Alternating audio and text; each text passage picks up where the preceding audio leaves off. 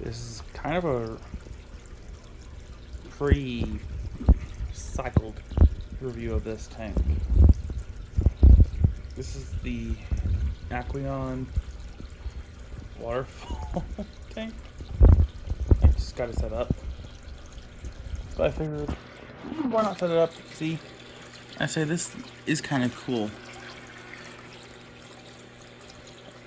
Because the water's overflowing down into this little chasm.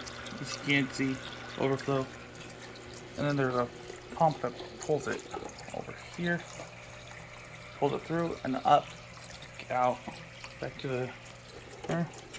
And that's how it filters the tank. Personally, I think it's really cool as a concept.